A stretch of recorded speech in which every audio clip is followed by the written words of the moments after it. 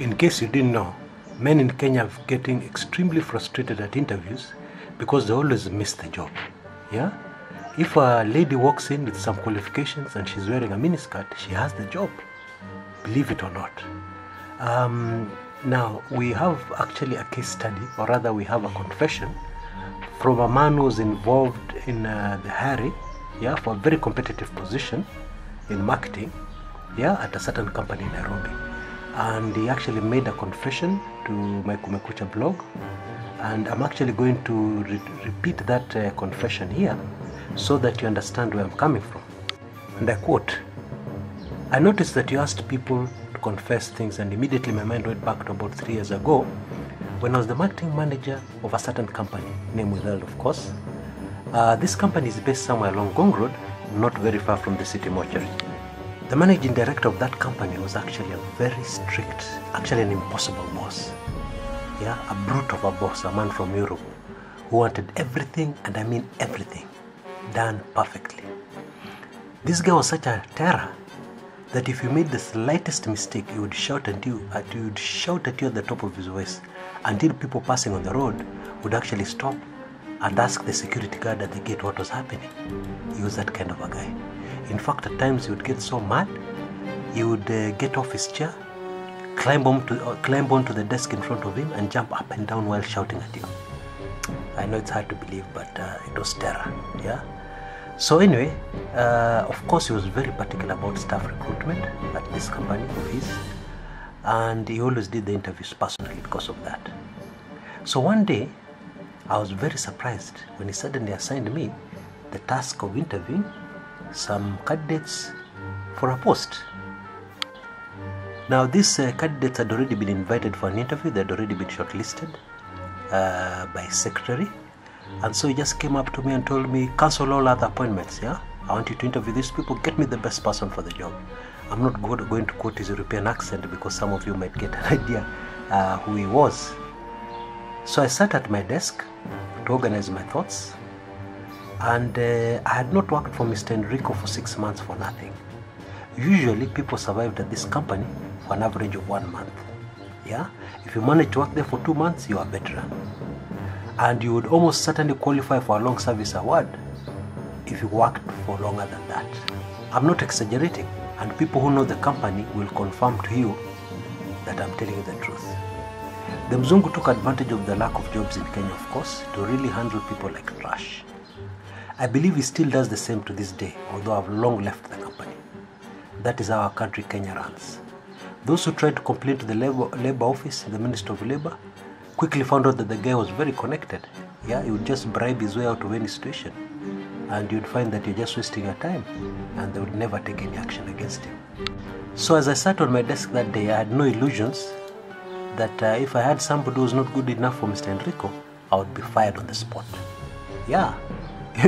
You might look at that as a very small mistake, but not Mr. Enrico. He's a perfectionist. Of course, he'd forget all the good work I'd done, it'd all be thrown out of the window and I'd be fired. So I was very, very nervous. So I interviewed all the candidates for the job very, very carefully, very strictly. The first 2 candidates I thought were hopeless. They would never fit into Mr. Enrico's crazy company. So I did not waste time with them. The next 2 looked like they had potential, and I took additional contact information, and I told them that I'd be in touch soon. The minute she walked in, the first thing I noticed were long, shapely legs, and the thighs were tattooed. She was wearing a very short dress, actually a dark-colored miniskirt that brought out her brown, sexy thighs. But she was not too tall either. She smiled as she greeted me. I waved her to the seat next to my short desk, or rather the short desk I was seated on. And when she sat down, it was worse. I had a perfect view from where I sat. And she sat down, shall I just say badly? What would I have done? I had trouble concentrating on what she was saying. She had some previous marketing experience outside the country, which was a big plus for her, naturally. But I did not ask too many questions. Now you must understand that I'm a happily married man, and these days I do not cheat on my wife. I've become a good church-going man, and I'm glad for that. But those thighs, I. Please don't ask me what happened, because the lady ended up on my short list of 2 candidates.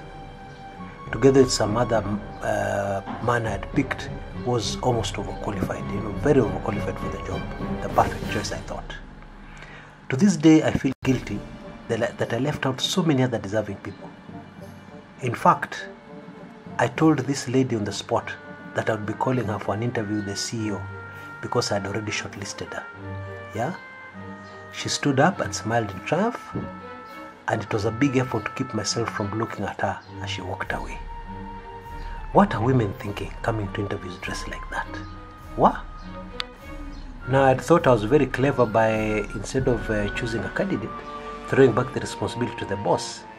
Because, I told him that I could not make up my mind between the 2 candidates, and therefore could he please help me, out of the 2 I shortlisted, So at least it was out of my hands, or so I thought. But the next morning, trouble again.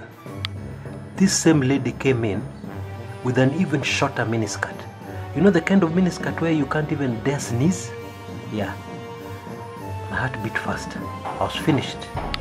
Mr. Enrico would just call me and tell me I'd hired some incompetent woman just because she was armed with a mere miniskirt, and I'd be out on the streets. How weak had I been? What reason would I give to my wife for being fired, really? What would I tell my friends? That I was fired because of a miniskirt? I was very worried. I sat on my desk with my heart racing and wondering what to do next. I was so nervous that when the phone on my desk rang, I jumped up.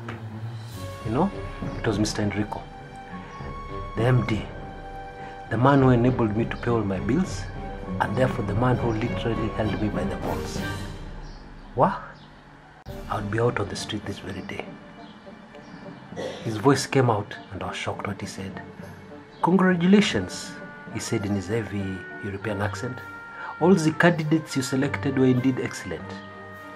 He told me the successful candidate would report the next morning, and I was therefore to make arrangements for where they'd sit, and also talk to the other members of staff, generally to smoothen the way so that they'd settle in as quickly as possible. The next morning I walked into the office and I saw a lady seated at the reception wearing a very long skirt suit. It took me a few moments for me to recognize her. It seemed that my eyes had not studied her facial features at all the previous 2 days. My eyes had only been focused elsewhere. That's men for you. So the same trick had worked with Mr. Enrico. What? And she was a survivor too, because she worked in that company for 4 long months, a record for ladies in the marketing department of that esteemed company. I've never admitted this to anybody before, but miniskirts do work at interviews, that I can assure you. So that's the confession of this gentleman, this employer who was working for a company in Nairobi, and he assures us that miniskirts work at interviews. This is Kumekucha. Till next time.